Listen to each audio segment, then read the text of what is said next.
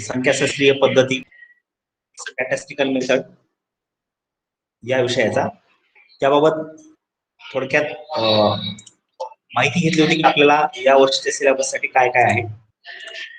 त्यामध्ये संख्याशास्त्राचे अर्थ आणि स्वरूप जे काही पहिले चॅप्टर आहे त्याला आपण सुरुवात केली होती कालच्या लेक्चरमध्ये. आणि संख्याशास्त्र म्हणजे काय? संख्याशास्त्र हे मोजण्याशी संबंधित शास्त्र आहे. त्याच्या काही व्याख्या आपण पाहिल्या होत्या आणि अर्थही आपण पाहिला होता आणि त्याची व्याप्ती पण थोडक्यात चर्चा केली होती. आज आपण त्याचं महत्व, संख्याशास्त्राचे जे काही महत्व आहे त्याचा अभ्यास आपण करणार आहोत. संख्याशास्त्राच्या महत्वामध्ये आपण पाहिलं की संख्याशास्त्र हे आजच्या घडीला, आजच्या दिवसामध्ये जे काही मानवी जीवन आहे ते प्रत्येक घटकाला मार्गदर्शन करण्याचं काम संख्याशास्त्राच्या माध्यमातून होत असतं.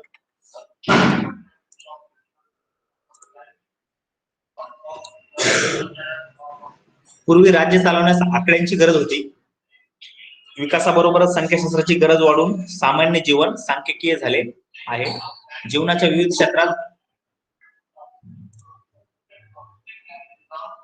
चला आता 7 लोकांपर्यंत आपण पोहोचलेलो.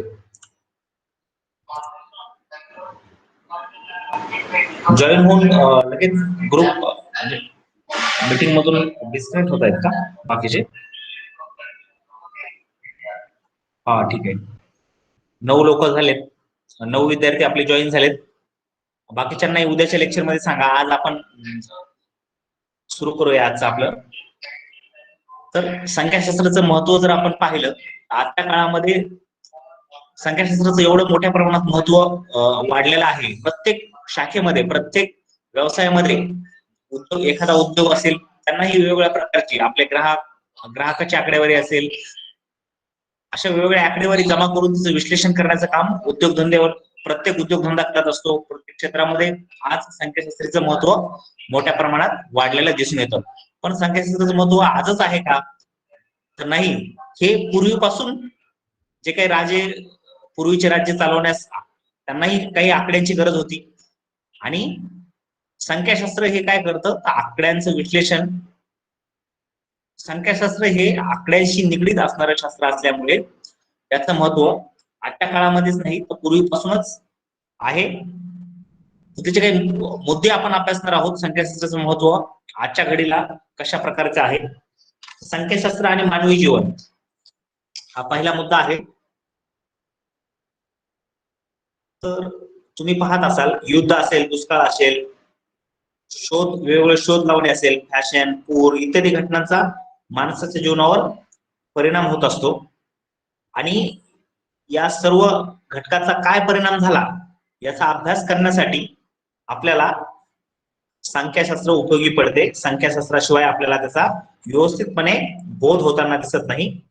त्यामुळे सांख्यिकीच्या मदतीशिवाय आपण युद्ध असेल, दुष्काळ, शोध, फॅशन याचा काय परिणाम होतो तर याच्या मदतीशिवाय आपण त्यावरती, युद्धावरती किंवा दुष्काळावरती उपाययोजना करू शकणार नाही. तर सांख्यिकीचं महत्व मानवी जीवनामध्ये खूप मोठ्या प्रमाणात आहे. प्रत्येक ठिकाणी तुम्हाला दिसतंय मानवी जीवन हे कुठल्या तरी आकड्यावर अवलंबून आहे. जे शासन ही मानवाचं जीवन सुखकर करण्यासाठी कल्याणकारी अर्थशास्त्राची जी काही कल्याणकारी राज्याची जी काही संकल्पना प्रत्येक सरकारने स्वीकारलेली आहे त्यामध्येही त्यांना संख्याशास्त्र वापरल्याशिवाय गत्यंतर नाही.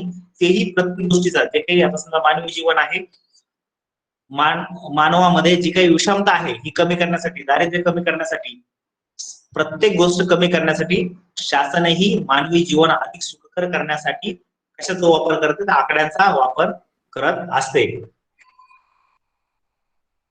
तर दुसरा जो मुद्दा आहे शासन, म्हणजे वरती पहिला मुद्दा जो आहे राज्य आणि सांख्यिकी. आपण मानवी जीवन आणि सांख्यिकी याची चर्चा केली. पण राज्य आणि सांख्यिकी किंवा सांख्यिकी आणि सरकार, सांख्यिकीचा उगम मुळातच राज्य चालवण्यासाठी झाला आहे.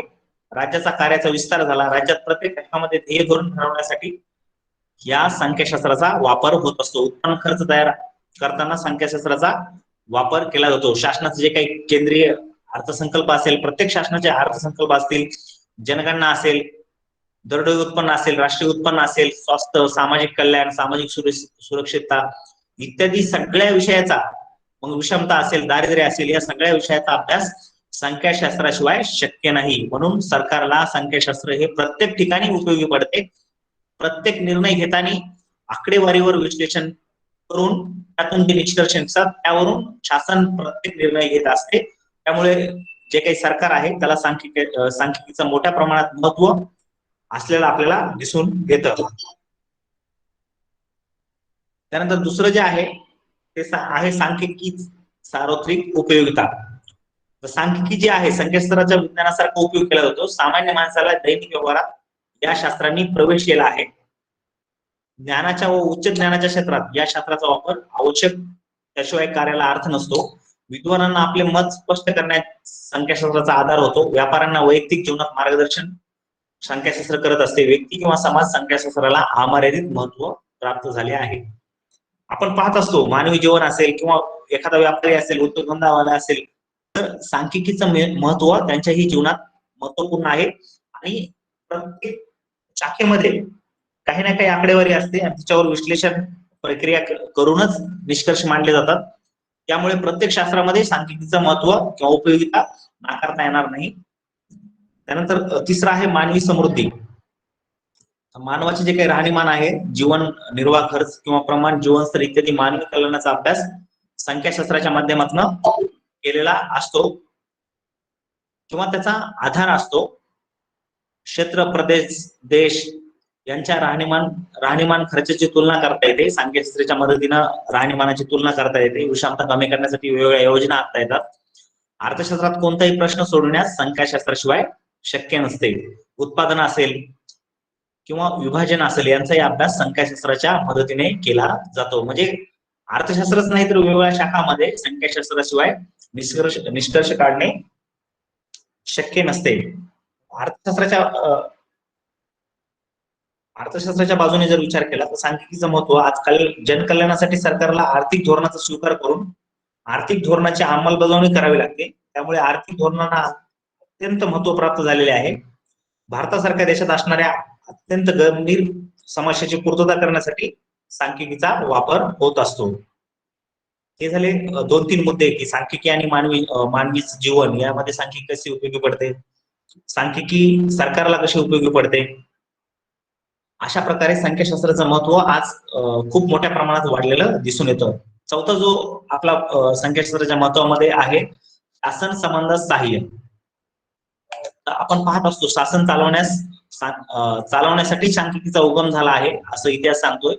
अलीकडे समस्या कठीण आहेत. बेरोजगारीचे वाढीचे प्रमाण, कमी राष्ट्रीय उत्पन्न कोणत्या दराने वाढते, राष्ट्रीय उत्पन्न कोणत्या दराने वाढते, किती आहे, इतर देशाचे प्रमाण, आयात निर्यात स्थिती इत्यादी सर्व घटकांचा परिणाम होत असतो. त्यासाठी सरकारला धोरण ठरविता येते. म्हणजे काय, वेगवेगळे जे काही शासन आहेत त्यांच्याही संबंधात सांख्यिकी उपयोगी पडते. कारण आयात निर्यातची दिशा कशी आहे, कशा प्रकारे आयात निर्यात होतो, या सर्व गोष्टीची माहिती आपल्याला संख्याशास्त्राच्या मदतीने होत असते. आता सांख्यिकी आर्थिक नियोजनासाठी कशी उपयोगी पडते, तर राष्ट्राचा विकास व पुनर्निर्माणासाठी नियोजनाचा अवलंब प्रत्येक शासनाने केलेला असतो. योग्य प्रकारचे व सत्य सांख्यिकी असल्याशिवाय, म्हणजे चांगली माहिती असल्याशिवाय, चांगली आकडेवारी असल्याशिवाय नियोजन शक्य नसते. भारतात सांख्यिकी जमा करण्याचे काम सर्व कार्यालयात एका विभागात असते. सांख्यिकी नावाचं एक डिपार्टमेंटच भारतीय शासनाने निर्माण केलं आहे, भारत सरकारने केलेलं आहे. त्या माध्यमातून सर्व माहिती गोळा करून त्या माहितीवर प्रक्रिया करून त्या दृष्टीनं भारताच्या विकासाचे नियोजन केलेलं असतं. आपण पाहत असतो पंचवार्षिक योजना किंवा केंद्रीय अर्थसंकल्प असेल, तो जी काही आकडेवारी सांख्यिकी गोळा केलेली आहे त्यावरच अवलंबून असतो. कोणकोणत्या योजना कशा वापरायच्या, किती वापरायच्या, कशावर किती खर्च ठेवायचा, या सर्व गोष्टीचा निर्णय शासन सांख्यिकीच्या माध्यमातूनच घेत असते.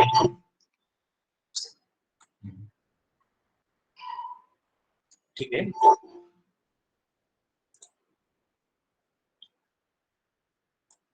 तर सांख्यिकीचे महत्व, जे काही आपण महत्व पाहतोय त्यामध्ये मानवी जीवनामध्ये कशा प्रकारे महत्व आहे, शासनाला कशा प्रकारे नियोजन बनवण्यासाठी असेल किंवा शासनाचे निर्णय घेण्यासाठी सांख्यिकीचं महत्व आहे. तसंच इतर देशामधील सहसंबंध जे आहेत, संबंध जे आहेत ते पाहण्यासाठी पण सांख्यिकीचं महत्व आहे. त्यानंतर सांख्यिकी आणि गणित. सांख्यिकी हा गणिताचाच एक अंतर्भाग आहे. सांख्यिकीतील गणितीय सूत्राचा वापर केल्याने त्यास ग्रांताची पुष्टी मिळते. सांख्यिकीचा माध्य, विचलन, सहसंबंध, निर्देशांक या घटकासाठी गणिताचा वापर होतो. तर गणित आणि सांख्यिकी तुम्ही पाहत असाल तर सांख्यिकी म्हणजे काय, तर गणिताचाच एक भाग आहे. आपण पाहत असतो वेगवेगळे सूत्र, जे काही फॉर्म्युले आपण पाहणार आहोत, पुढचे जे काही चॅप्टर आपले अवलंबून आहेत ते सगळे गणितीय असल्यामुळे गणितामध्येही सांख्यशास्त्राचा मोठ्या प्रमाणात वापर होताना दिसत असतो.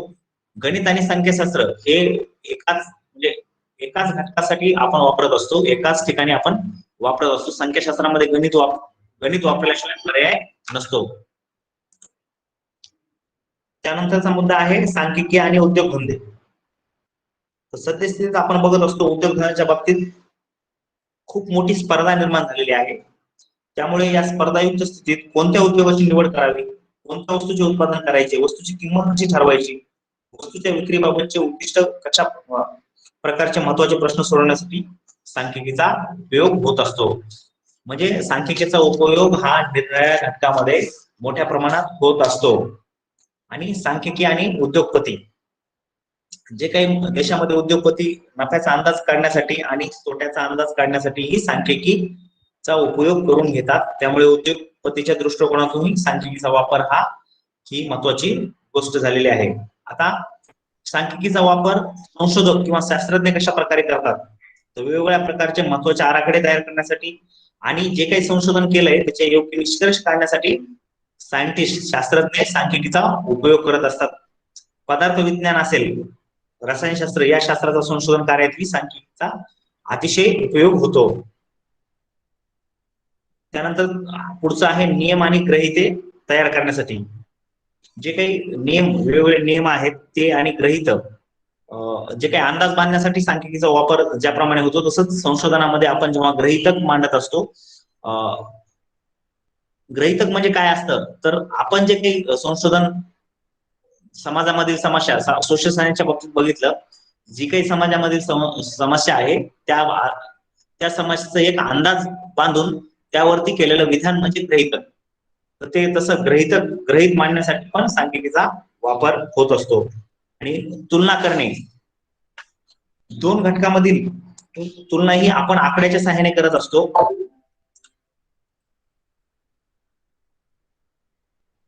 सांख्यिकीय सहाय्याने आपण दोन घटकाच्या सहाय्याची तुलना करत असू शकतो.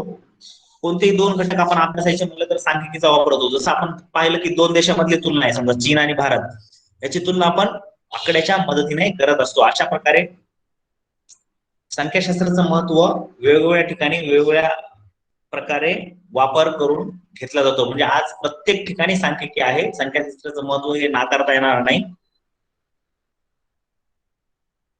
तर ह्या मुद्द्याला अनुसरून आपण संख्याशास्त्राचं महत्व आता अभ्यासलं आहे. यानंतर पुढचा जो मुद्दा आहे, संख्याशास्त्राच्या काही मर्यादा आपल्याला अभ्यासायच्या आहेत. तर मर्यादामध्ये पहिला आहे फक्त अभ्यासाची एक पद्धत. तर अभ्यासासाठी अनेक पर्याय पद्धती, त्यापैकी ही एक पद्धत आहे. सामान्य जीवनात महत्वाची पद्धत, परंतु पूर्णपणे निष्कर्ष मांडणे होत नाहीत. आता आकडेवारी यामध्ये ही फक्त अभ्यासाची पद्धत आहे. ज्याप्रमाणे आकडे असतील, आकडे जर चुकीचे असतील तर निष्कर्ष चुकीचे निघू शकतात, आणि आकडे जर अचूक असतील तर निष्कर्ष नक्कीच व्यवस्थितपणे योग्यपणे निघायला सोपे होतील. म्हणून संख्याशास्त्राची मर्यादा काय आहे, तर ही फक्त एक अभ्यासाची पद्धत आहे. शेवटी मानवी वर्तणूक कशी आहे, जे काही आपण माहिती गोळा केली आहे ती माहिती कशी आहे यावरच ते अवलंबून असते. सरासरी रूपाने सत्य. सांख्यिकीय नियम सिद्धांत दीर्घकाळात सत्य असून सरासरी बरोबर असतात, परंतु शास्त्राचे नियम निश्चित व कायम असतात. तसा निर्णय सांख्यिकी देत नाही. उदाहरणार्थ 10 स्त्रियांना मुलगा किंवा मुलगी होणार, त्यात 5 मुले आणि 5 मुली, हे सांख्यिकीय सत्य तरी तसे होण्याची शक्यता कमी असते. म्हणून सांख्यिकीय नियम सरासरीने बरोबर, परंतु प्रत्यक्षात बरोबर नसतात. आता हे काय सांगितलं, इथं काय सांगितलं या भागामध्ये, सांख्यिकीची ही एक मर्यादा आहे की सांख्यिकी एकदम अचूकच सांगेल असं नाही. ठीक आहे, हवामानात जर मागच्या 10-20 वर्षाचा डाट्यावरून हवामानाचा अंदाज जर सांगितला जातोय तर तो खराच ठरेल, तंतोतंत खरा ठरेल हे आपण सांगू शकत नाही.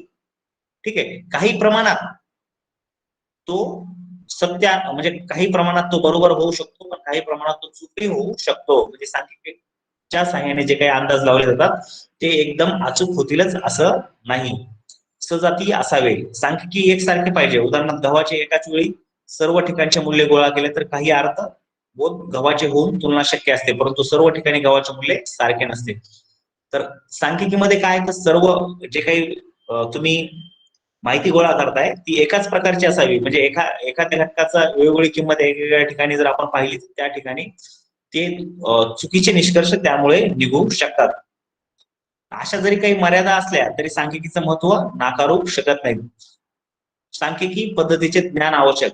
चौथी जी मर्यादा आहे ती आहे ज्यांना सांख्यिकीय ज्ञान नसते त्यांना निष्कर्ष काढता येत नाहीत. संख्याशास्त्राचा वापर करण्यास मर्यादा येते. अपूर्ण ज्ञान आधारे सांख्यिकीचा वापर तर निष्कर्ष चुकीचे मिळतात. म्हणून काय तर संख्याशास्त्राची ही पण मर्यादा आहे की या ठिकाणी सांगितलेली आहे की सांख्यिकीय जी काही सांख्यिकीय पद्धतीचा वापर करायचा असेल तर त्याचं ज्ञान असणं आवश्यक आहे. आणि पाचवं जो मर्यादा आहे ती आहे संख्याशास्त्र एक साधन आहे. संख्याशास्त्राचे काम माहिती जमा करून त्याची मांडणी संख्याशास्त्राचे काम माहिती जमा करून त्याची मांडणी करणे, वर्गीकरण करणे असं आहे. परंतु कोणती पद्धत वापरावी हे ते सांगत नाही. ते संशोधकांनी स्वतः ठरवायचं असतं किंवा जे कोणी माहितीवर प्रक्रिया करतंय त्यांनी ते ठरवायचं असतं. म्हणजे निष्कर्ष काढणे हे संख्याशास्त्राचे काम नाही. त्यानंतर समूहाचे अध्ययन. सांख्यिकीचे जे काही अंक आहेत सर्व समूहाचे अध्ययन करतात. एका संख्येचा विचार करत नाहीत, त्या व्यक्तीचे अध्ययन करत नाहीत. सामूहिक घटनाचे अनुमान सांगतात परंतु व्यक्तिगत घटकांचा अभ्यास करत नाहीत. सांख्यिकीमध्ये आपण काय करत असतो, सरासरी काढत असतो. ठीक आहे, जो काही आपण माहिती गोळा करत असतो, जी काही आकडेवारी आपण गोळा करत असतो, माहिती म्हणजेच आकडेवारी, ती आकडेवारी एका एका घटकाचं कधीच आपल्याला सांगत नाही, तर सरासरी सांगत असते. सरासरी समजा आपण एखादा काही आकडे गोळा केले तर त्याची सरासरी काय आहे हे संख्याशास्त्राच्या माध्यमातून आपल्याला कळतं, परंतु एकाच घटकाचं आपल्याला त्यामध्ये माहिती होत नाही. अशा प्रकारे संख्याशास्त्राच्या काही मर्यादा आपल्याला सांगितल्या आहेत. जरी ह्या अशा काही मर्यादा आपल्याला संख्याशास्त्राच्या सांगण्यात आल्या असल्या तरी संख्याशास्त्राचं महत्व प्रत्येक शास्त्रामध्ये संशोधनासाठी असेल किंवा वेगवेगळे अंदाज बांधण्यासाठी असेल किंवा आकड्यावर प्रक्रिया करून नियोजन करण्यासाठी असेल, अशा वेगवेगळ्या घटकामध्ये त्याचं महत्व नाकारता येत नाही. त्यानंतर पुढचं जे आहे ते आहे तथ्य संकलन. प्राथमिक आणि दुय्यम तथ्य संकलन हा एक भाग आपल्याला अभ्यासाला दिलेला आहे बघा तुमच्या पहिल्या चॅप्टरमध्ये. सांख्यिकीचा अर्थ, व्याख्या आणि प्राथमिक आणि दुय्यम तथ्य संकलन हे शेवटचा मुद्दा तुमच्या अभ्यासामध्ये दिलेला आहे. संख्याशास्त्राची व्याप्ती आणि महत्व हे तर पाहिलं आपण आता, मर्यादा पण पाहिल्या, संख्याशास्त्राचा अर्थ आणि व्याख्या आपण पाहिलेल्याच आहेत. तर तथ्य संकलनाचं पण आपण थोडक्यात बघूया. जी काही तुम्ही माहिती गोळा करताय ती माहिती दोन प्रकारे तुम्ही गोळा करत असता. ठीक आहे, त्यामध्ये पहिला जो प्रकार आहे तो आहे प्राथमिक तथ्य संकलन आणि दुसरा जो आहे तो आहे दुय्यम तथ्य संकलन. कुणाला माहिती आहे का बरं प्राथमिक तथ्य संकलन म्हणजे काय?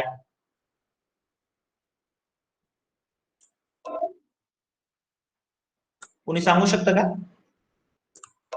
प्राथमिक तथ्य संकलन तुम्ही या अगोदर कुठे ना कुठे हे शब्द ऐकलेच असतील. प्रायमरी डाटा कलेक्शन आणि सेकंडरी डाटा कलेक्शन म्हणजे काय?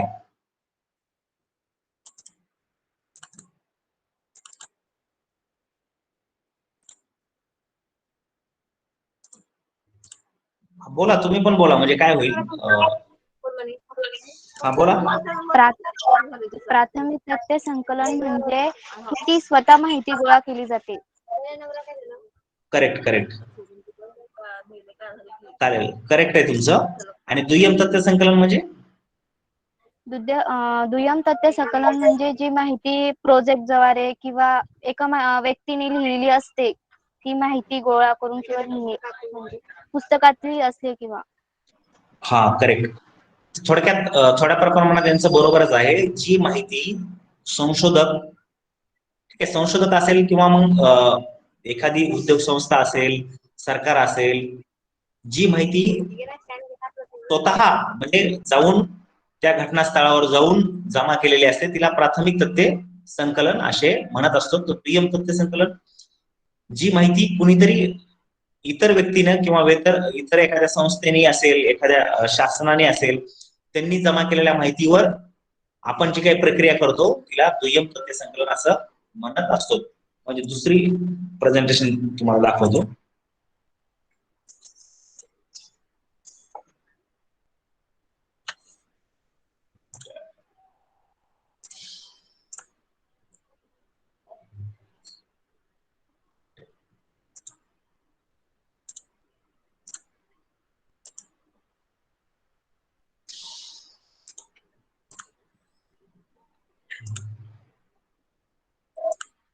तर या ठिकाणी आपण हा विषय तुम्हाला TY ला शिकायला आहे आणि त्यामध्ये तिसरं चॅप्टर तुमचं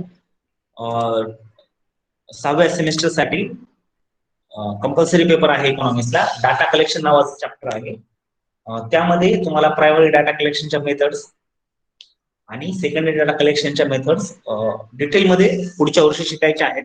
या ठिकाणी फक्त आपल्याला एक थोडक्यात माहिती व्हावं की प्राथमिक तथ्य संकलन कशाला म्हणायचं आणि द्वितीय तथ्य संकलन कशाला म्हणायचं. या ठिकाणी तथ्य संकलन म्हणजे काय याच्याही व्याख्या दिलेल्या आहेत. ज्ञानेंद्रियाच्या आधारे होणारा स्थितीबोध किंवा निरीक्षण म्हणजे तथ्य होय. तर जेव्हा तुम्ही प्राथमिक तथ्य संकलन करता त्यावेळेला त्याच्या काही पद्धती आहेत.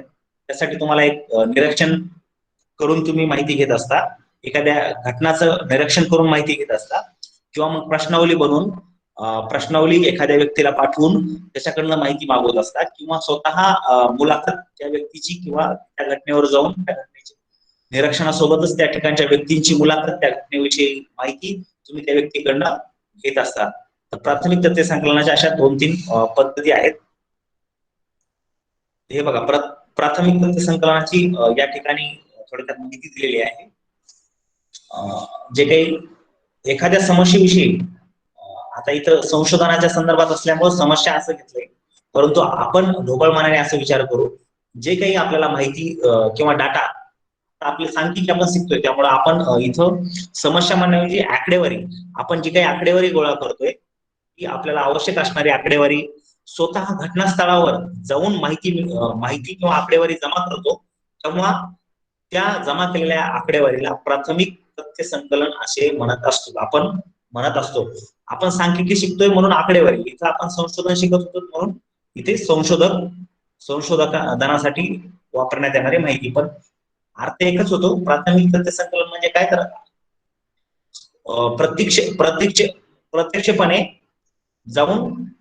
प्रत्यक्षपणे जाऊन जमा केलेली आकडेवारी म्हणजे प्राथमिक तथ्य संकलन होय. आणि दुय्यम तथ्य संकलन म्हणजे अप्रत्यक्षपणे, अप्रत्यक्ष आणि अप्रत्यक्ष हे 2 शब्द लक्षात ठेवा, तुम्हाला त्याच्या स्वतःच्या व्याख्या करायला सोपं जाईल. ठीक आहे. प्रत्यक्ष अप्रत्यक्ष पद्धतीने जे काही आकडेवारी जमा केलेली असते, कुणीतरी इतरांनी केलेली आकडेवारीवर आपण प्रक्रिया करत असतो, तेव्हा त्याला दुय्यम तथ्य संकलन असे आपण म्हणत असतो. हे पहा, या पद्धतीमध्ये काय होतं, संशोधकाचा किंवा जी काही आकडेवारी गोळा करणारी व्यक्ती आहे तिचा घटनास्थळावर घटनेतील व्यक्ती यांच्याशी प्रत्यक्ष संपर्क झालेला असतो. मात्र ही सामग्री अधिक विश्वसनीय असते. मात्र काही बाबतीत ही सामग्री स्वतः जमा करणे शक्य नसते. त्यावेळेला द्वितीय तथ्य संकलनाचा आपल्याला आधार घ्यावा लागतो. प्राथमिक तथ्य संकलनाचे फायदे इथं सांगितलेले. विश्वसनीय माहिती उपलब्ध होते, कारण स्वतः एखादा व्यक्ती जर आकडेवारी जमा करतोय तर निश्चितच ती आकडेवारी अधिक विश्वसनीय असेल. आपण सांख्यिकीचा अभ्यास करतोय, आकडेवारीचा अभ्यास करतोय, त्यामुळे आपण इथे आकडेवारी हा शब्द घेतोय. तर असे काही प्राथमिक तथ्य संकलनाचे फायदे आहेत. तथ्यामध्ये वास्तवता अधिक असते. म्हणजे जेव्हा तुम्ही स्वतः आकडेवारी जमा करताय एखाद्या घटनास्थळावरती जाऊन, त्यामध्ये विश्वसनीयता असेल, ती वास्तविक माहिती असेल, जी माहिती उपलब्ध आहे तीच माहिती तुम्ही आणलेली असेल आणि त्यानंतर प्राथमिक तथ्य संकलनाचा फायदा आहे, कमी खर्चिक आहे, अधिक उपयुक्त आहे. ठीक आहे, अशा प्रकारचे फायदे आपण सांगू शकतो. तर दुय्यम तथ्य सामग्रीची या ठिकाणी व्याख्या केली. आपण अगोदर सांगितलं प्रत्यक्षपणे आणि अप्रत्यक्षपणे जे काही आकडेवारी जमा केलेली जाते अप्रत्यक्षपणे, प्रत्यक्ष कशाला प्राथमिकला, अप्रत्यक्ष कशाला दुय्यमला. इतरांनी गोळा केलेली माहिती जेव्हा माहिती किंवा आकडेवारी आपल्या संशोधनात किंवा आपण वापर करतो तेव्हा त्या माहितीला दुय्यम तथ्य संकलन किंवा दुय्यम सामग्री म्हणतात. दुय्यम तत्वे पूर्वी काही लोकांनी संकलित केलेली असतात, ती लिखित स्वरूपात असतात किंवा काही वेळेला ती माहिती शासनाने जमा केलेली असेल, अलिखित स्वरूपाची असू शकते. शासन काय करतं, जनगणनाचे अहवाल वगैरे जे काही तयार करत असतं त्या अहवालातून आपण काही आकडेवारी घेतो. थोडक्यात काय, तो समजा तुम्हाला अशी आकडेवारी पाहिजे की देशातील दारिद्र्याची स्थिती किंवा देशामधील लोकांच्या शिक्षणाची स्थिती, तर त्यावेळेला तुम्ही काय कराल, भारताची जी काही जनगणना आहे ती तिचा जो काही रिपोर्ट आहे तो काढाल. त्या ठिकाणी जे काही टेबल्स तयार करून ठेवलेले आहेत वेगवेगळ्या भागाचे वेगवेगळ्या शिक्षणाचे, ते तुम्ही जेव्हा घेता आणि त्यावर तुम्ही प्रोसेस करता आपल्या स्टॅटिस्टिकल मेथडच्या सहाय्याने, त्यावेळेला जी माहिती तुम्ही घेत असता ती निश्चितच दुय्यम तथ्य संकलनाचं उदाहरण आपल्याला सांगता येईल. तर प्राथमिक तथ्य संकलन म्हणजे तुम्ही स्वतः एखाद्या ठिकाणी जाता, एखाद्या गावात जाता आणि त्या ठिकाणी प्रत्येक कुटुंबाला विचारता की तुमचं शिक्षणाचं प्रमाण काय आहे, तेव्हा तिला आपण प्राथमिक तथ्य संकलन असं म्हणत असतो. आता प्राथमिक तथ्य संकलन आणि दुय्यम तथ्य संकलन याबाबत तुम्हाला काही कन्फ्युजन नसेल तर जसं प्राथमिक तथ्य संकलनाचे काही फायदे आपण बघितले, महत्व आपण बघितलं, तसं दुय्यम तथ्य संकलनाचे पण आपण काही महत्व पाहू शकतो. दुय्यम तथ्य संकलन हे महत्वाची आकडेवारी मिळवण्यास उपयुक्त आहे. हे पहा, अशी काही माहिती असते जी एखादा संशोधक किंवा एखादा व्यक्ती स्वतः घटनास्थळावर जाऊन जमा करू शकत नाही, अशी काही आकडेवारी असते. त्यावेळेला त्या संशोधकास किंवा त्या व्यक्तीस कुणीतरी जमा केलेल्या आकडेवारीचा आधार घ्यावा लागतो. म्हणून महत्वाची जी काही आकडेवारी मिळवण्यास दुय्यम तथ्य संकलन पद्धत ही उपयुक्त आहे असं आपण म्हणू शकतो. त्यानंतर काय, तर जर आपल्याला एखाद्या राज्याचा किंवा देशाचा विचार करायचा आहे, देशाचा अभ्यास, राज्याचा अभ्यास करायचा आहे, तर आपल्याला काय करावं लागेल, जर महाराष्ट्र राज्याचा अभ्यास करायचा आहे तर आपण एवढ्या मोठ्या महाराष्ट्र राज्याची आकडेवारी जमा करू शकत नाही, त्याच्यावर प्रोसेसिंग करू शकत नाही. त्यावेळेला आपल्याला काय करावं लागेल, जे काही मागील आकडेवारी आहे, जी काही जनगणना आहे त्यावरून आपल्याला काही निष्कर्ष काढावे लागतील आणि त्या आकडेवारीवर अगोदर प्रोसेसिंग करून आपण आपल्या 2-3 जिल्ह्याचा अभ्यास आपण करू शकतो. त्यासाठी आपण काय करू शकतो, नमुना निवड करण्यासाठी दुय्यम तथ्य सामग्री आपल्याला उपयोगी पडते. त्यानंतर आहे होणाऱ्या बदलाचा अभ्यास करण्यासाठी उपयुक्त. जे काही समाजामध्ये बदल होतात त्याचाही अभ्यास करण्यासाठी दुय्यम तथ्य सामग्री उपयोगी पडत असते. ऐतिहासिक आढावा घेण्यासाठी हे झाले महत्व फायदे. प्राथमिक आणि दुय्यम तथ्य संकलन पद्धती याचा फरक या स्लाइड वरती दिसतोय. तर तुम्ही पाहू शकता, प्राथमिक तथ्य गोळा करण्यासाठी अधिक वेळ व पैसा खर्च करावा लागतो. द्वितीय तथ्य गोळा करण्यासाठी अधिक वेळ व पैसा खर्च करावा लागत नाही. ते त्याच्या परिस्थितीवर अवलंबून असतं. कारण प्राथमिक तथ्य गोळा करण्यासाठी तुम्हाला त्या घटनास्थळावर जावं लागेल आणि प्रत्यक्षपणे त्या व्यक्तीला, कुटुंबाला सर्वे करून तुम्हाला माहिती जमा करावी लागेल. तर निश्चितच वेळ पण तुम्हाला जास्त लागेल आणि पैसा पण जास्त खर्च करावा लागेल. त्याशिवाय तुम्ही जर आजकाल तर खूपच द्वितीय तथ्य संकलन म्हणजे द्वितीय सामग्री वापरणे आजकाल खूपच सोपं झालं आहे इंटरनेटमुळे. इंटरनेटवरती जाऊन तुम्ही जे काही शासनाचा जनगणनाचा अहवाल आहे ते शोधू शकतात आणि महाराष्ट्रातील किंवा तुमच्या जिल्ह्यातील शिक्षणाचे प्रमाण काय आहे हे तुम्ही लगेच तुम्हाला ती माहिती मिळेल, ताबडतोब ती माहिती मिळेल. त्यासाठी तुम्हाला वेळ पैसा खर्च करायची गरज पडणार नाही. तर जर तुम्हाला जिल्ह्यातल्या शिक्षणाचं प्रमाण प्राथमिक तथ्य संकलनाच्या माध्यमातून पाहायचं असेल तर प्रत्येक कुटुंबामध्ये जाऊन तुम्हाला त्यांच्या जे काही शिक्षणाचं प्रमाण आहे ते स्वतः आकडेवारी जमा करून त्याचे निष्कर्ष काढावे लागतील. म्हणजे प्राथमिक आणि दुय्यम यामधला फरकामध्ये तुम्ही पाहू शकता कोणती पद्धती कशा प्रकारे आहे. त्यानंतर दुसरं जे आहे, प्राथमिक तथ्य वापरताना अधिक दक्षता घ्यावी लागते. प्राथमिक तथ्य संकलन करता वेळेस तुम्ही जर प्रत्येक कुटुंबाला भेट देताय तर निश्चितच त्यावेळेला तुम्हाला जे काही त्या प्रत्येक कुटुंबाकडनं माहिती घ्यायची असते, तुम्ही त्या कुटुंबाला सत्य माहिती कशी येईल याकडे लक्ष देऊन दक्ष राहून म्हणजे काळजी घेऊन सत्य माहिती मिळवण्याची काळजी घेऊन दक्षता घेऊन तुम्ही ती माहिती मिळवली पाहिजे. तर द्वितीय तथ्य हे कुणीतरी इतरांनी गोळा केलेले असतात, तीच आकडेवारी आपण वापरत असतो. त्यामुळे त्या ठिकाणी तुम्हाला जास्त दक्षता घेण्याची गरज नसते. आता बघा, भारताची जी काही जनगणना आहे ती ऑलरेडी इंडियन गव्हर्नमेंटनं ऑलरेडी सेन्सस तयार करून ठेवलाय, त्याचा रिपोर्ट तयार करून ठेवलाय. त्या ठिकाणी तुम्हाला ती आकडेवारी घेण्यासाठी तुम्हाला कसल्याही दक्षतेची गरज नसते. तिसरा आहे बघा, संख्याशास्त्रीय पद्धतीचा वापर महत्वाचा असतो. आता हे बघा, प्राथमिक तथ्य संकलन जेव्हा तुम्ही करताय, तुम्ही 50 कुटुंबाकडे जाऊन विचारताय किंवा समजा तुम्ही 50 कुटुंबातील लोकांच्या शिक्षणाचं प्रमाण तुम्ही चेक करताय, त्यावेळेला तुम्हाला सगळ्यांची बेरीज किंवा सरासरी काढावी लागेल आणि मग असं ठरवावं लागेल की या गावाचं शिक्षणाचं प्रमाण काय आहे. तर द्वितीय तथ्य संकलनामध्ये तुम्ही जनगणनेमध्ये डायरेक्टली तुम्हाला टेबल तयार असतो, त्या ठिकाणी संख्याशास्त्राचा जास्त वापर होणार नाही. प्राथमिक तथ्य संकलनामध्ये निश्चितच वापर होईल. या ठिकाणी ऑलरेडी त्या गावाचं जे काही शिक्षणाचं प्रमाण आहे ते काढून दिलेलं असतं द्वितीय तथ्य संकलनामध्ये.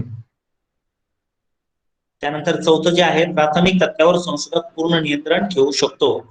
निश्चितच तुम्ही जर घटनास्थळावर जाऊन स्वतःच ही आकडेवारी जमा करताय, हा डेटा गोळा करताय, तर त्याच्यावर तुमचं नियंत्रण जास्त असते. द्वितीय तथ्य संकलन जी काही द्वितीय सामग्री तुम्ही वापरणार आहात त्यावर त्या आकडेवारीवर तुमचे कुठलेही नियंत्रण नसते.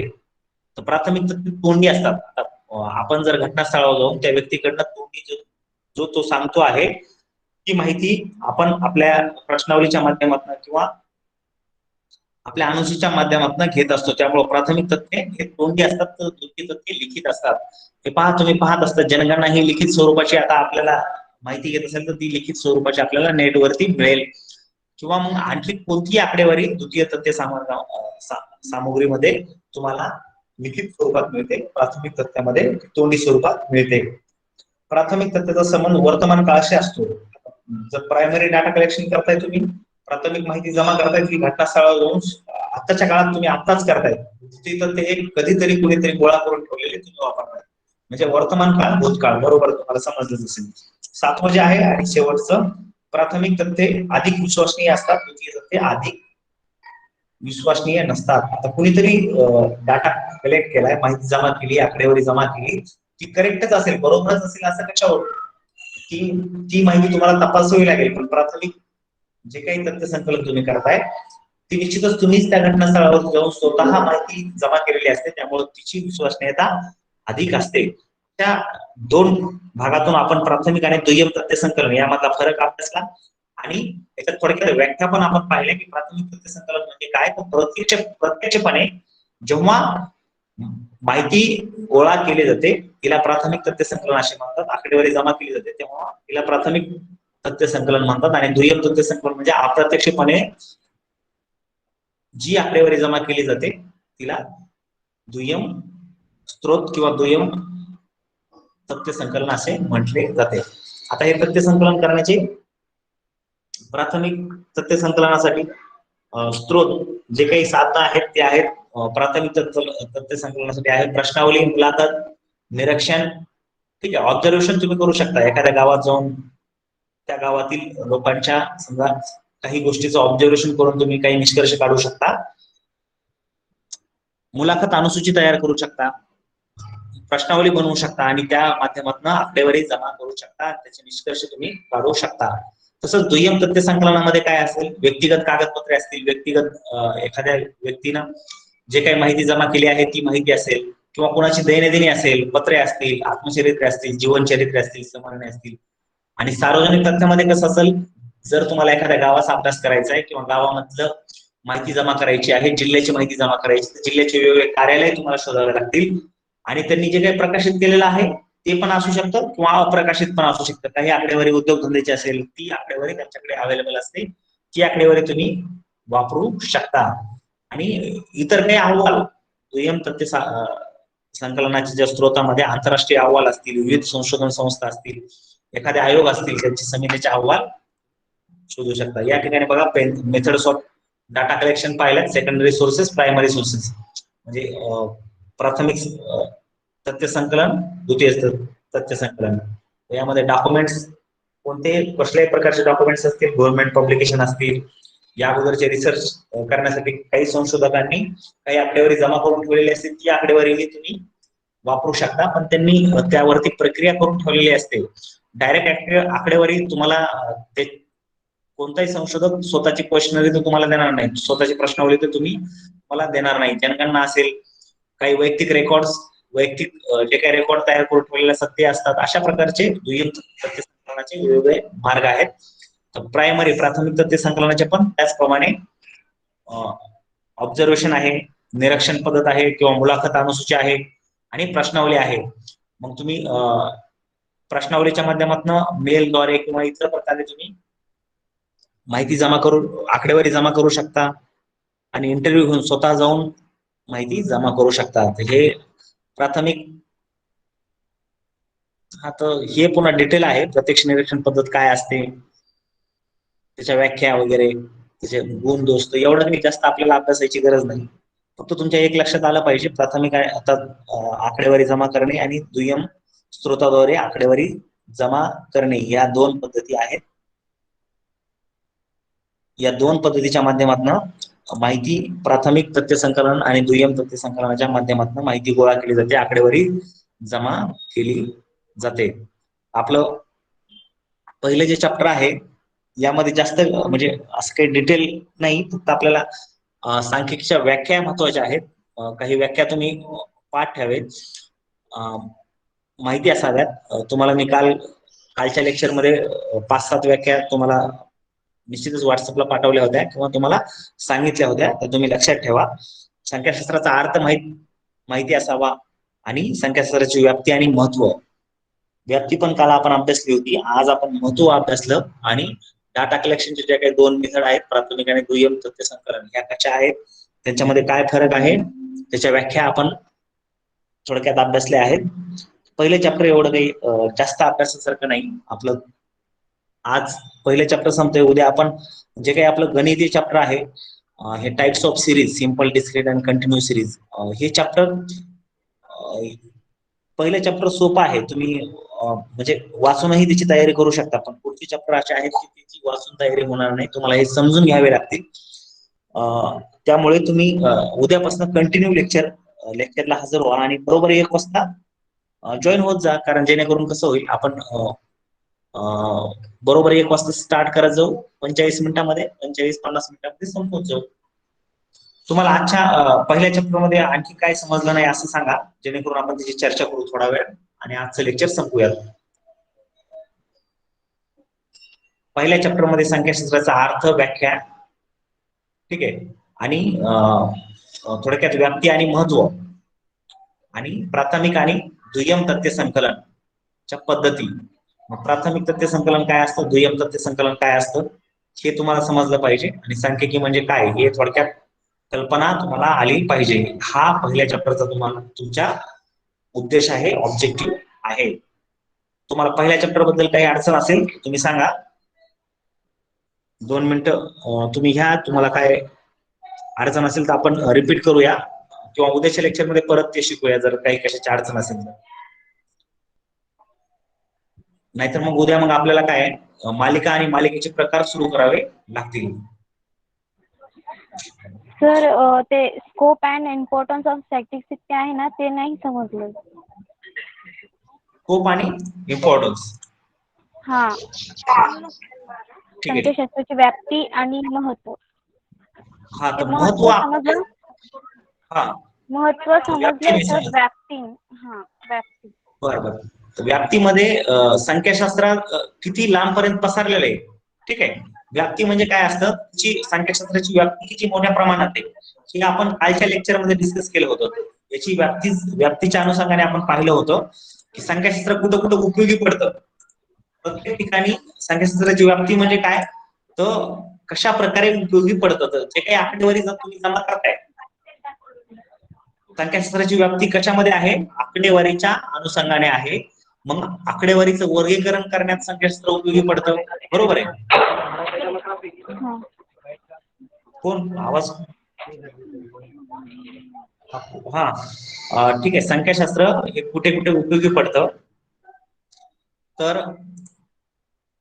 संख्याशास्त्र हे आकडेवारी तुम्ही जी काही जमा करताय त्याचं वर्गीकरण करण्यास उपयुक्त आहे. वर्गीकरण कसं करायचं, जी काही तुम्ही आकडेवारी जमा करताय तिचं वर्गीकरण तुम्ही स्थान, प्रकार, वजन, उंची, ठीक आहे. समजा तुमच्या क्लासमध्ये 20 विद्यार्थी आहेत, त्याचं तुम्हाला वर्गीकरण करायचं आहे. तुम्ही काय कोणता तरी एक क्रायटेरिया ठरवणार की त्या विद्यार्थ्यांची उंची हा क्रायटेरिया ठेवणार किंवा मग त्या विद्यार्थ्याचं वय तर सगळ्यांचं सेमच असेल, ठीक आहे. त्यामुळे ते नाही ठेवता येणार. हाईट असेल किंवा तुम्हाला कशाचा अभ्यास करायचा आहे त्यावरून तुम्ही त्यांचं वर्गीकरण करणार, 2-3 भागामध्ये वर्गीकरण करणार. त्यासाठी संख्याशास्त्राचा वापर होत असतो. मग संख्याशास्त्राची व्याप्ती ही वर्गीकरण आहे. त्यानंतर त्या आकडेवारीचं सारणीकरण आहे. आता जी काही तुम्ही तुमच्या वर्गातील स्टुडंट संख्या आहे तिचं वर्गीकरण केल्यानंतर तिथं एखाद्या रकान्यात तुम्ही मांडण्याचा तुम्ही प्रयत्न करणार. आडव्या उभ्या जे काही रकाने तुम्ही तयार करता किंवा एक्सेल सारणी म्हणलं की तुम्हाला एक्सेल आठवलं पाहिजे, कारण एक्सेल मध्ये सगळ्या सारण्याच आहेत, ठीक आहे. सारणीकरण करण्यासाठी पण संख्याशास्त्र वापरलं जातं. आणि जे काही तुम्ही आकडेवारी जमा करताय त्याचं उद्देशानुसार मांडणे म्हणजे काय, तर प्रस्तुतीकरण करणे. मग ते त्यासाठी तुम्ही आलेख वापरता किंवा मग आकृत्या वापरता वेगवेगळ्या, पाय चार्ट्स वगैरे. एक्सेल मध्ये तुम्ही दिसता बघा, तुम्हाला दिसत असतील पाय चार्ट्स वगैरे. तर व्याप्तीमध्ये या सर्व गोष्टी येतील. कोणत्या, वर्गीकरण, आकडेवारीचं वर्गीकरण, आकडेवारीचं सारणीकरण, आकडेवारीचं सादरीकरण किंवा प्रस्तुतीकरण. तुमच्या उद्देशानुसार तुम्ही या सर्व गोष्टी संख्याशास्त्राच्या व्याप्तीमध्ये इन्क्लूड होतात आणि या तुम्ही करू शकतात. त्यानंतर काय, तर आकडेवारी जी काही जमा केली आहे तुम्ही सांख्यिकी आकडेवारी, की जे काही आपण पुढील 3-4 चॅप्टर शिकणार आहोत त्यामध्ये जे काही केंद्रीय प्रवृत्तीच्या मापनाचा अपकिरण, विषमता, निर्देशांक, कालमाला, सहसंबंध यांचा वापर करून आपण वेगवेगळ्या तुलना करणार आहोत. तुलना करण्यासाठी आणि विश्लेषण करण्यासाठी संख्याशास्त्र उपयोगी पडते, वापरले जाते. निर्वचन, त्यानंतर जे काही संख्याशास्त्राच्या माध्यमातून तुम्ही जे काही आकडेवारी जमा करताय तिच्यापासून निष्कर्ष काढण्यासाठी संख्याशास्त्राचा वापर होतो. म्हणजे संख्याशास्त्राची प्रसार किती पर्यंत व्यापलेला आहे, संख्याशास्त्राने काय काय व्यापलंय, आकडेवारीचं वर्गीकरण व्यापलेलं आहे, सारणीकरण व्यापलेलं आहे, सादरीकरण व्यापलेलं आहे, विश्लेषण व्यापलेलं आहे आणि निष्कर्ष काढण्यापर्यंत त्यांनी व्यापलेला आहे. आणि निष्कर्ष काढल्यानंतर पुढचा भाग जो आहे तो पूर्व अनुमान, म्हणजे जे काही अनुमान काढणे, अंदाज काढणे यासाठी पण संख्याशास्त्राचा वापर होत असतो. आता हे झालं पहिलं, संख्याशास्त्राचं सांख्यिकीय पद्धती म्हणून आकडे जमा करण्यापासून ते पार अंदाज लावण्यापर्यंत संख्याशास्त्राची व्याप्ती आहे. दुसरं, व्यवहारामध्ये सांख्यिकीचा काय काय उपयोग होतो. व्याप्ती म्हणजे काय, तर सांख्यिकी किती लांबपर्यंत पसरलेले आहे, संख्याशास्त्र हे किती लांबपर्यंत पसरलेले आहे. तर आजच्या काळामध्ये संख्याशास्त्र हे प्रत्येक विषयाचा आधार आहे, प्रत्येक विषयातील संशोधनाचा आधार आहे. आणि व्यवहारामध्ये पण तुम्ही पाहिलं असेल, जे काही प्रत्येक आकडेवारीचं संग्रहण असेल, विश्लेषण असेल, प्रदर्शन असेल, जनसंख्या म्हणजे लोकसंख्येची आकडेवारी असेल ती प्रदर्शित करण्यासाठी पण कशाचा वापर होतो, तर सांख्यिकीचा वापर होतो. म्हणजे व्यवहारामध्ये पण सांख्यिकीचा वापर मोठ्या प्रमाणात वापर होत असतो. आणि तसेच आपण जे काही मुद्दे अभ्यासले, आकडेवारी जमा करण्यापासून निष्कर्ष काढण्यापर्यंत, अंदाज लावण्यापर्यंत सांख्यिकीचा वापर होत असतो. आणि प्रत्येक विषयामध्ये सायन्स म्हणजे विज्ञानाचे विषय असतील किंवा सामाजिक विज्ञानाचे विषय असतील त्यामध्ये सांख्यिकीचा वापर मोठ्या प्रमाणात होत आहे. बिझनेस उद्योगधंदे असतील, उद्योगामध्ये पण आकडेवारी वर प्रोसेसिंग म्हणजे आकडेवारीच्या आधारावरच निर्णय घेतले जातात. म्हणून सांख्यिकीची जी काही व्याप्ती आहे ही मोठ्या प्रमाणात आपल्याला झालेली दिसून येते. त्यानंतर वैज्ञानिक व्यवहारिक म्हणजे प्रत्येक संशोधनामध्ये सांख्यिकीचं महत्व आपण जाणतो. म्हणून ह्या 2-4 मुद्द्याच्या आधारे तुम्हाला सांख्यिकीची व्याप्ती ठरवता येईल. एक तर आकडेवारी जमा करण्यापासून त्याला एक नाव दिलं तरी चालेल, किंवा सांख्यिकीय पद्धती म्हणून सांख्यिकीची व्याप्ती काय काय आहे, मग ती आकडेवारी जमा करणे असेल, त्या आकडेवारीचे वर्गीकरण, सारणीकरण, सादरीकरण, विश्लेषण, निर्वेचन आणि अंदाज, आणि व्यवहारामध्ये कसा उपयोग होतो सांख्यिकीचा. थोडक्यात व्याप्तीमध्ये व्याप्ती आणि महत्व हे सारख्याच, तो एक सारखाच भाग आहे, फक्त व्याप्तीमध्ये त्यांनी म्हणजे किती मोठ्या प्रमाणात सांख्यिकीचा वापर होतो, आणि महत्वामध्ये त्याचं महत्व काय आहे एवढं आपण अभ्यासत असतो. आजच्या काळामध्ये त्याचा जे काही महत्व आहे ते आपण त्याच्यामध्ये अभ्यासला आहे इम्पॉर्टन्स मध्ये, आणि यामध्ये व्याप्तीमध्ये सांख्यिकी कुठे कुठे वापरली जाते हे आपण पाहिलं. थोडक्यात व्याप्ती आणि महत्व यामध्ये तुम्हाला थोडा फरक समजला असेल. आणि व्याप्ती कालच्या लेक्चरमध्ये आपण पाहिलीच होती तसं हेच डिटेल. आणखी काही?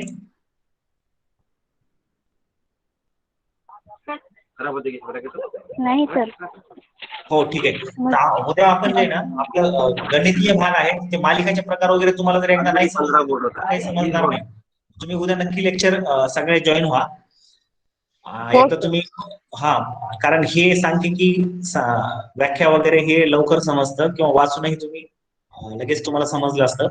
आणि primary data collection, secondary data collection हे तुम्ही कुठं ना कुठं वाचलेलं आहे, परंतु मालिकेचे प्रकार हे बहुतेक तुम्हाला बीए ला फर्स्ट इयरला तर कुठे नव्हतं. 12वी पर्यंत आता गणिताचा तुमचा संबंध काही आलेला नाही. 12वीला काही लोकांचं गणित असेल तर नक्कीच त्यांना माहित असेल थोड्या प्रमाणात. तर 12वीला सायन्स असेल तर गणित असेल, तर जवळपास तुम्ही तुमचा आणि गणिताचा संबंध 10वीच्या नंतर आता डायरेक्ट या सेमेस्टरलाच येतोय, बरोबर आहे? याआधी तुम्ही शिकलात 12वीला वगैरे? नाही सर. आता सांख्यिकीमध्ये मोठ्या प्रमाणात गणिताचा वापर होत असतो, पण सांख्यिकीचे गणित हे एका फॉर्म्युल्यावरती अवलंबून असतात. म्हणून ते फॉर्म्युले जर तुम्हाला तुम्ही व्यवस्थितपणे पाठ केले किंवा त्याचा सराव केला तर तुम्हाला सांख्यिकी सोपी जाते. आणि आपण जे शिकतो ह्या सेमेस्टरला त्यामध्ये थेरॉटिकल भाग मोठ्या प्रमाणात असल्यामुळे त्याचे गुणदोष प्रत्येक मीन म्हणजे मध्य असेल, मध्यका असेल, बहुलोक असेल, याचे गुणदोष पण आपल्याला अभ्यासायचे आहेत. त्याशिवाय ते कसं काढायचं हे पण अभ्यासायचं आहे. म्हणून थेरॉटिकल भाग पण आहे, त्याशिवाय गणितीय भाग पण आहे शिकायला. ठीक आहे, आता आपण संपूया.